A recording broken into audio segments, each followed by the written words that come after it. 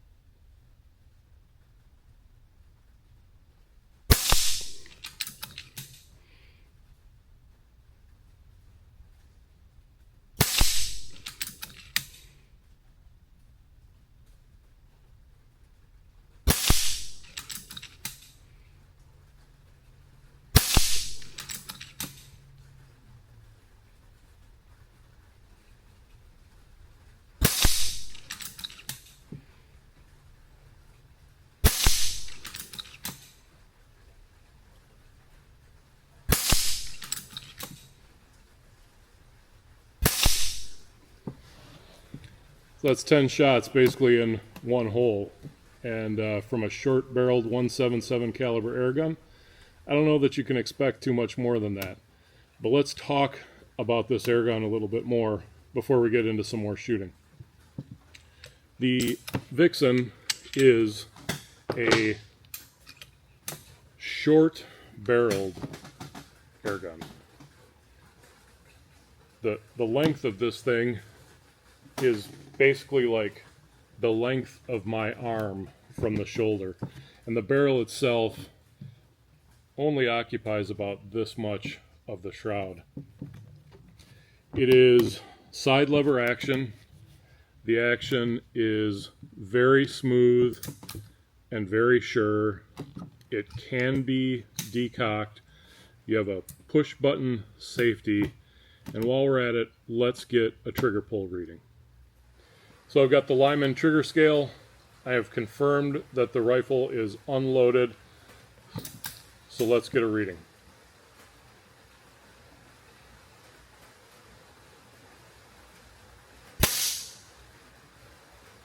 Uh, 1 pound, 0.2 ounces.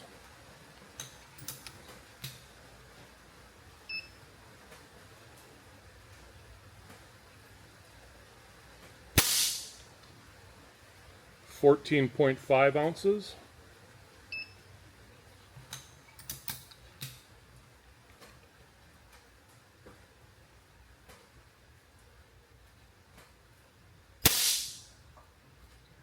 £1 pound, 2.4 ounces. So the average 1 pound, 0.4 ounces, which is a fantastic weight for what's essentially a hunting and plinking rifle. I find the trigger to be very nice. It has just a little bit of take up, and by the way, there are some adjustments that you can do. There's just a little bit of take up, and then you pull straight through. I don't find the rifle here in 177, I'm shooting indoors, I don't find it too terribly loud. It does have just that little bit of snap. I am currently shooting JSB 10.3 grain pellets, and I'm shooting them at, I want to say it's between 840 and 836 feet per second. So really nice speed for those pellets and perfect for a bit of either plinking or backyard pesting.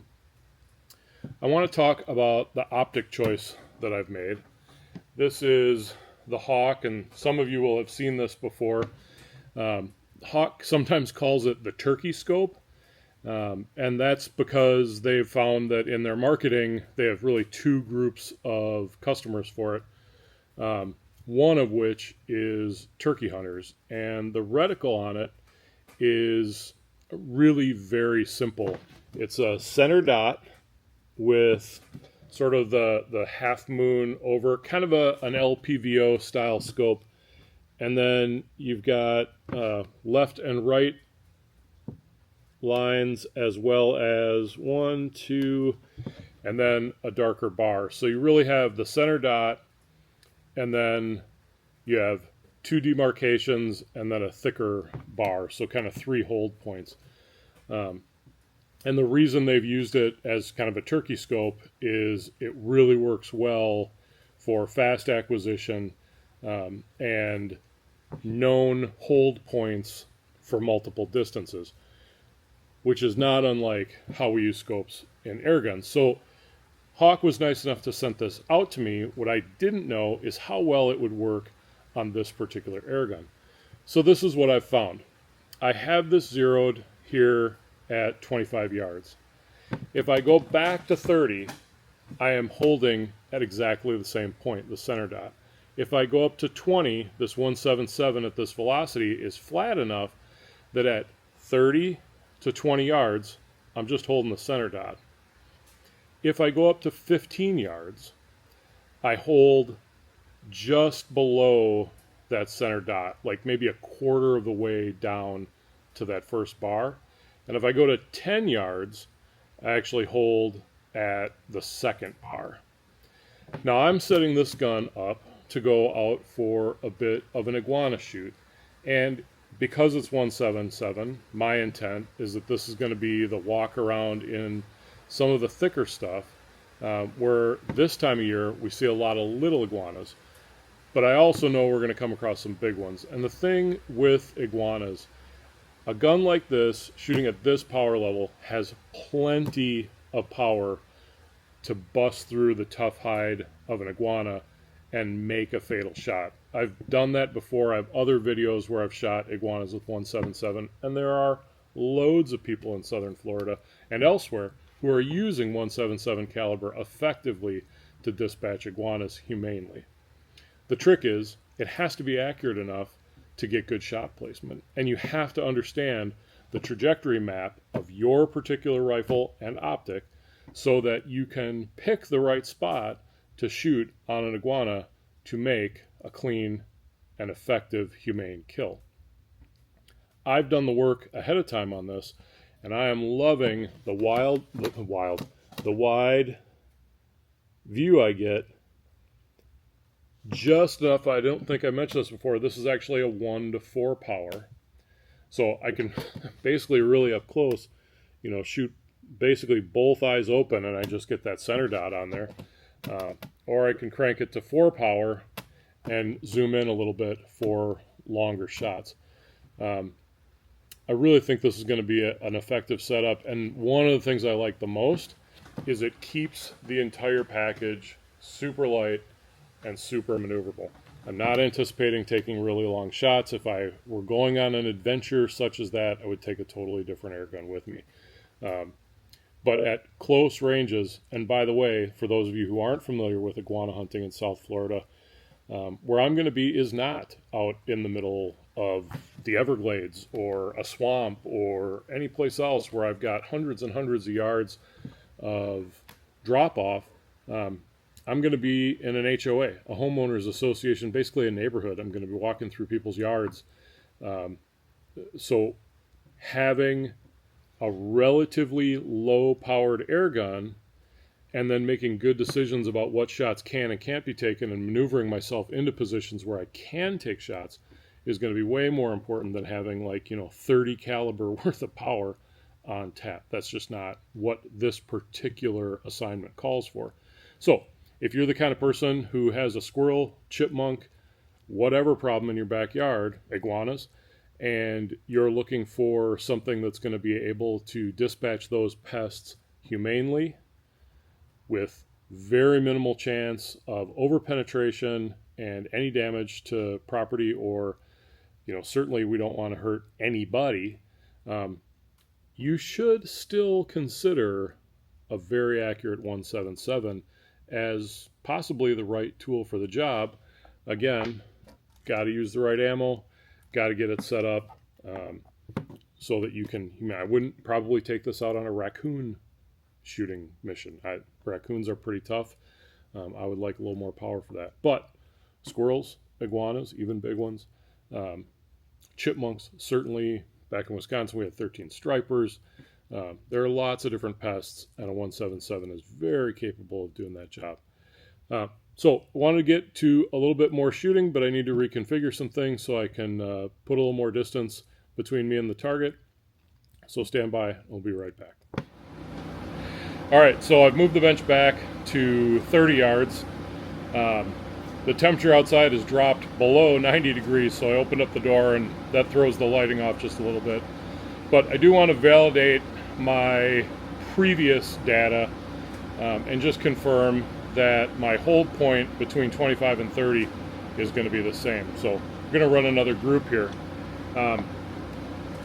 When I filled the gun up this go around, I did a 250 bar fill. That's typically what I have access to out in the field. This can accept, and you'll want to check your owner's manual first, but I'm pretty sure it can accept a 300 bar fill. But I do in this video want to give you an idea of what that shot count might look for you. And again, this is my tune. If you haven't seen the first video on tuning, this came to me with kind of an unknown tune. And so I played around with quite a bit. You can check that video out. But as far as this tune goes, about a 10 foot per second, 11 foot per second spread, with average being between 840 and 836. I think the couple of groups I've shot have always really been within there. So let's take a group here at 30 yards and see where she is. Keep in mind, this optic, super light, nice and clear, but it's only 4 power.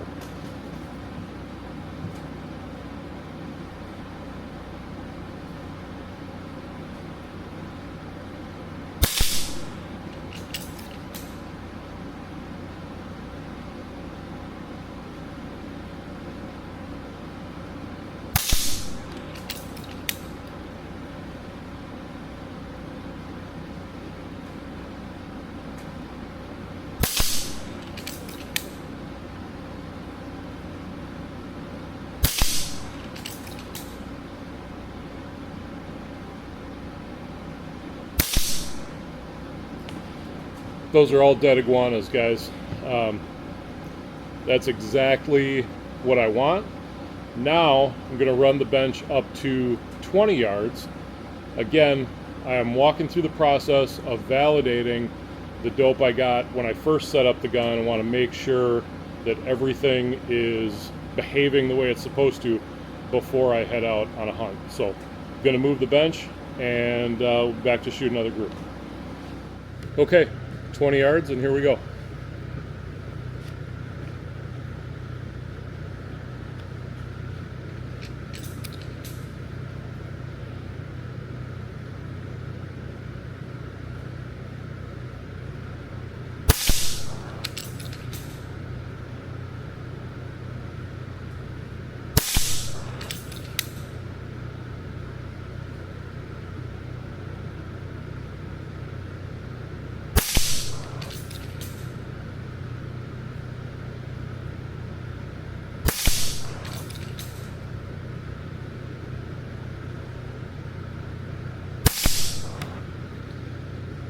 Okay, so when I look at the reticle, you have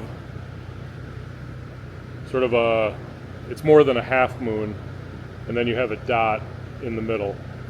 So when I was shooting those first two groups, basically I was hitting under the dot, like the dot was covering where I was hitting. At 20 yards, I am hitting the bottom edge of the dot. So, gonna move up to 15. Again, going through the process of validating the dope I've prepared in preparation for going out and doing some hunting. All right, at 15 yards, I'm expecting I'm gonna have to hold just a little bit over to get it to go where I want it.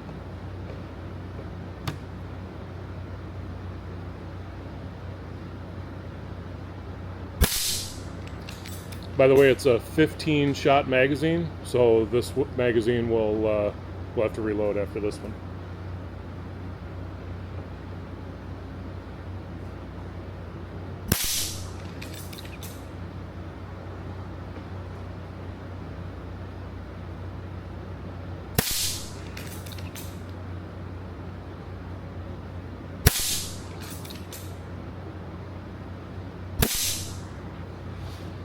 it's about perfect. So I'm holding like about the width of the dot, under the dot at 15 yards. And I know as I go up closer, that's just gonna increase. So one of the things we're doing here is just trying to give you a little bit of a how-to on setting up a scope like this for what are fairly flat trajectories. The 177 at this speed has a nice trajectory, like I like working with it, but it does have some movement to it. And typically as you get closer to the target, because you have to overcome the difference between your line of sight and the bore of the barrel, what you actually have to do is hold over at closer distances. And if you're like me, that messes with your head. Like seriously, it messes with your head. I'm close, why do I have to hold over? When I'm far away, I hold over and I can get that through my head. But what we see very typically is a hold over at close distances. And if you're going to be doing this kind of shooting with small, fast moving targets that you have to hit precisely, you need to make sure you know what those holds are. So we've looked at, check my marker on the floor, 15. So we've checked at 15, we've checked at 20, we've checked at 25, we've checked at 30. That's the longest shot I intend to take with this rifle over the weekend. I may at some point stretch that out to 30, or I'm sorry, 35, but unlikely to do so on this trip. This one is going to be one where we're taking some close-up shots. And I know that because of the scouting report I have from my guide for the weekend. All right, let's talk about things I like. And let's start out front. This thing has a chunky shroud. This is big.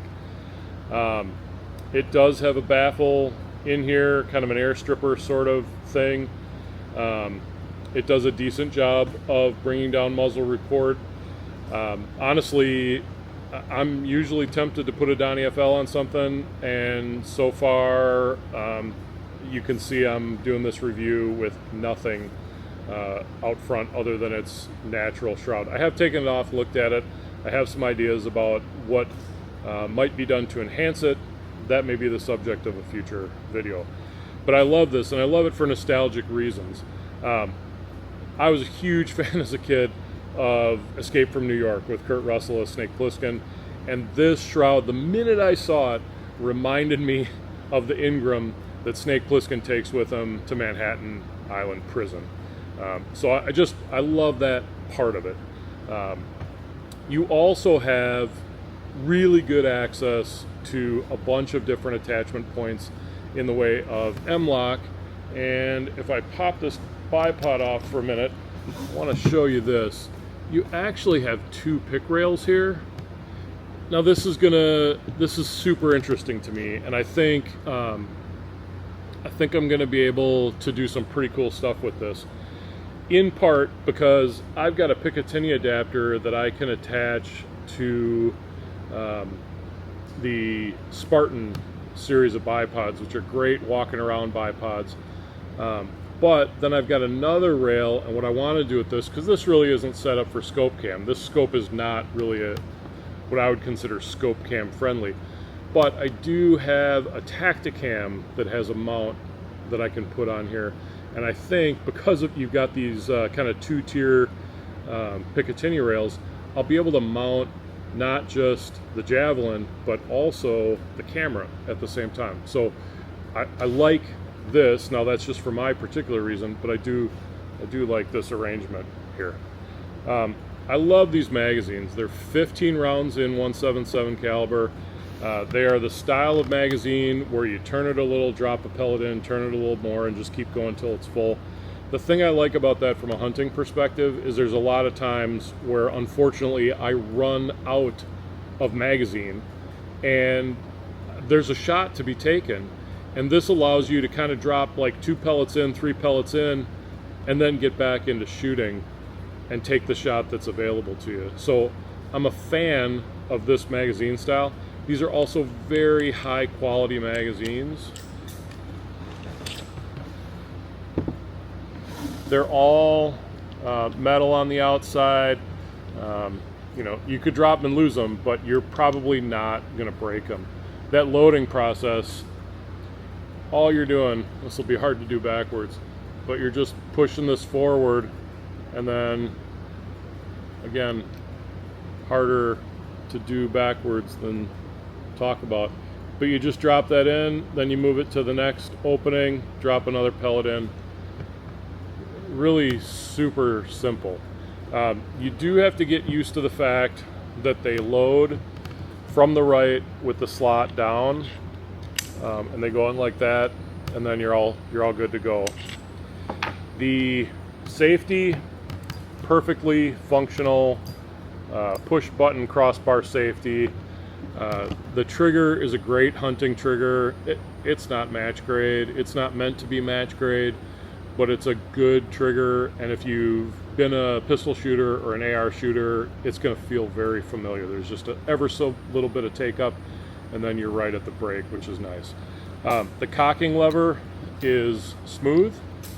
The gun can be, if I take it off safe, the gun can be decocked, which is a nice feature. It comes with this kind of neoprene wrap, which here in Florida, where it's hot, is actually pretty nice. It's probably going to be pretty gross and sweaty after a while, but at least you got something on there. The rear buttstock, this is again a really simple, it just kind of bolts onto the end. You can move this butt pad up and down. I've got it in the center position, and that's perfect for me. I've got low rings here with the Hawke scope, so everything is nice and compact, and it gives me really good vertical eye positioning right in the center of that eye box on the scope, and very easy to get a quick sight picture and get quickly on target. You can put whatever AR grip you want on here. It's got room for a dovetail if you like, or a beaver tail rather, if you like that sort of grip. You have a relatively small carbon fiber tank, which means high pressure but low volume. I think this is really good implementation. In the shooting that I've done today, I have run 2 magazines through, and I am just down to about 170 bar from 250 bar. If you went to the full 300 bar fill, you're getting multiple magazines out of a fill, and on an AirGun with a small tank, that's outstanding. And I think that kind of rounds out the big ticket features that I like. Let's talk about a couple of things that maybe I would, if I knew somebody at AGT, suggest that they change. The first one is the gauge. Now, on a gun like this, it doesn't have like a tuning regulator, so you don't have a gauge for the regulator. I need to know when it's time to add air, is really about it. And I need to know when to stop putting air into it. The gauge on here is really quite small, which means the numbering is quite small, which means it's really hard to tell exactly where it is. This is one of those where if it was a little bit bigger, and I know, then it's bigger, right? But if it was a little bit bigger, it would be easier for me to read, and I'd like it a little bit more. I honestly don't so much care about what the number says. I would love it if it was just, you know, red is too much, green is where you should be shooting, and yellow is probably down on the regulator. I could do just colors without having having the numbers on there. I know everybody's going to put numbers on. It's hard to just do colors, but it wouldn't hurt my feelings if they tried it. That brings me to probably my really only true complaint about the AirGun, and that's right here. It fills by way of a fill probe. I'm sure there are practical, like, manufacturing reasons why this particular AirGun fills with a fill probe. It's one less thing that you have to bolt on, but it's still a fill probe. and it's not as nice as having a dedicated installed Foster fitting, because this is frankly one more thing I have to remember to bring with me when I go shoot. It's one more thing to lose, and it's got exposed O-rings that have to be kept lubed, and it means there's a hole directly, you know, going towards it. It's entirely possible to get grit or stuff in there, which then cause internal problems for the gun. Now, the gun itself shoots beautifully. It's incredibly simple on the inside. I love the way it's manufactured, the fit, the feel, all that is phenomenal. I just don't like this. So, fortunately, I have bottles like this laying all over the place, and so I can keep it safe. I will say, if you purchase one, the fill probe they send is not machined for direct connection to a Foster, so you have to buy one of these threaded, well, Foster fittings to go on there. So just know that if you're going to get one. The gun also does come with a DIN connection if you're filling off a tank that has a DIN valve. I don't use that kind of tank, so I just wound up setting that aside. But it is something that comes with the gun, and you do get 2 magazines in the box. Mine came with 2 magazines in the box, which is awesome. Like, I would support international laws that say all air guns come with at least 2 magazines, because honestly, you need 2 magazines almost all the time. Well, the temperature is coming up, and I've got some iguanas to shoot, so the next video you see should be me out with the Vixen in South Florida doing an iguana hunt. So hopefully that's of interest to you. If you have questions about the Vixen, please throw them in the comments, and I will get you answers just as soon as I can. And until the next video, everybody, shoot safe, shoot straight, and we'll see you around.